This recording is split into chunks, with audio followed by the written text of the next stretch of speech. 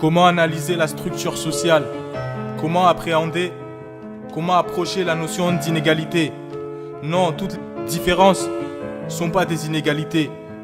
Pourquoi vouloir l'égalité alors on veut tous être différents les uns des autres? À quelles conditions une différence devient inégalité? Une différence d'accès à des ressources rares, socialement valorisées par la société, est une inégalité.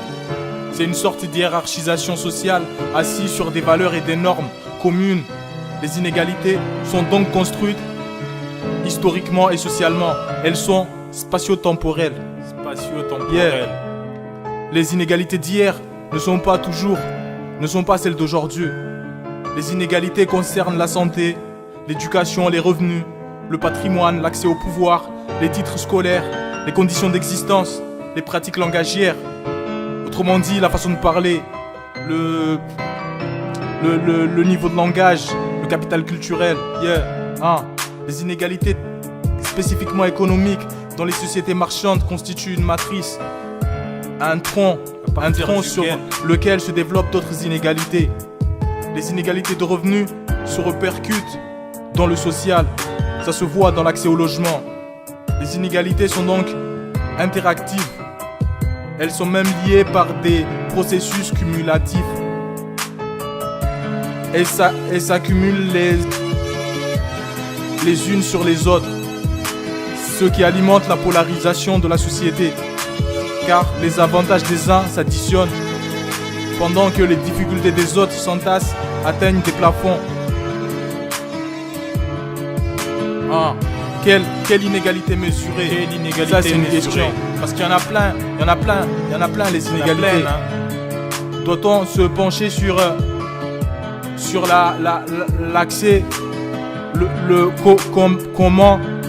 combien de fois les personnes fréquentent par exemple un centre sportif, ou plutôt combien de fois les individus vont au musée? Parce que c'est une inégalité quelque part. Donc le choix de comment mesurer l'inégalité est subjectif. Avec les chiffres, il faut savoir qu'on peut tout faire dire. Donc c'est une notion très complexe. Le calcul, la mesure des inégalités. Et quelle population comparer aussi? Quelle population comparer? Selon la partition de la population étudiée, on n'a pas les mêmes représentations des inégalités. Car si on se base concernant le foyer, si on se base sur l'unité de consommation, ou si on se base sur les ménages, on n'a pas le même résultat. Autant que faire une analyse en fonction des CSP donne une vision erronée, incomplète, car on sous-évalue les écarts entre les catégories les plus riches, qui sont éclatées dans plusieurs groupes: cadres, artisans, commerçants, chefs d'entreprise. Les plus pauvres eux-mêmes sont repartis parmi les employés, ouvriers et autres inactifs. On néglige d'autre part les inégalités intracatégorielles. Oui, on reste quelque part un peu aveugle. Quel indicateur retenir? Et quelles sont les limites des indicateurs? Quelles sont les limites des indicateurs? On peut raisonner en termes de disparité. En partant des moyennes. Ou étudier la dispersion, c'est-à-dire la façon dont les ressources étudiées se repartissent au sein d'une population. Il s'agira d'étudier le rapport interdécile qui indique la dispersion. La dispersion, rapport interdécile.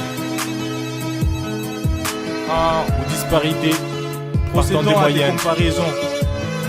Sur le long terme, on observe un mouvement de réduction des inégalités économiques. Il y a un accroissement des niveaux de vie moyens au cours du XXe siècle, selon les études de Piketty. Il y aurait une baisse de la part des revenus les plus élevés sur le revenu total. On passe d'une société de rentiers à une société de cadres. Toutefois, l'élévation des revenus moyens, notamment pendant les 30 glorieuses, n'implique pas mécaniquement une réduction des inégalités. Non. On peut distinguer 4 phases principales.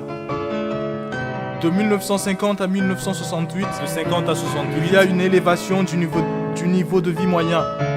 Toutefois, la dispersion des 1 sur des 9 des salaires s'est accrue, c'est-à-dire l'écart entre le salaire le plus élevé des pauvres et le salaire le moins élevé des plus riches tend à se creuser. Car le SMIC, à cette époque, était indexé sur l'évolution des prix et non sur la croissance. Croissance qui était à cette époque fulgurante. De 1968 à 1984, les inégalités se réduisent sous les effets de l'indexation du SMIC sur la croissance économique. Et aussi par rapport du fait plutôt de l'augmentation des pensions de retraite et la mise en place des minima sociaux. Et de 84 aux années 2000, le processus de réduction des inégalités économiques s'est essoufflé peu à peu. Le rapport interdécile des 1 sur des 9 du revenu disponible des ménages décroît, mais à un rythme progressivement lent, plus faible. Progresse mais faiblement. Et début 2004, en France, Piketty observe une augmentation des inégalités de niveau de vie par le haut, c'est-à-dire les revenus du patrimoine des ménages les plus riches ont augmenté, d'une part, et d'autre part, les très hauts revenus salariaux ont explosé. Les managers,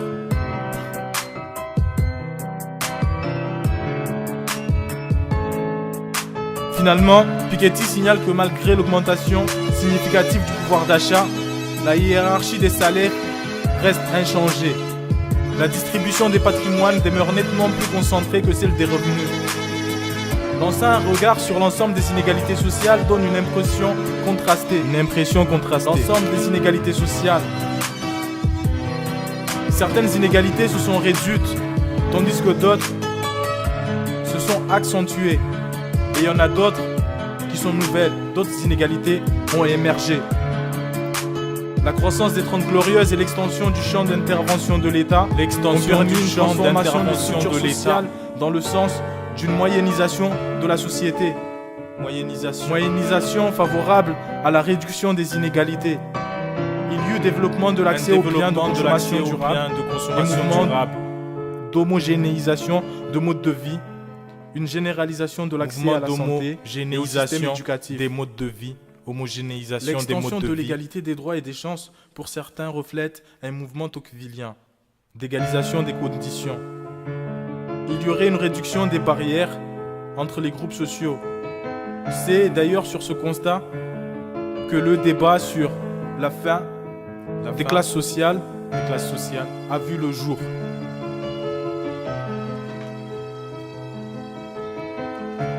Mais il y a des mutations récentes.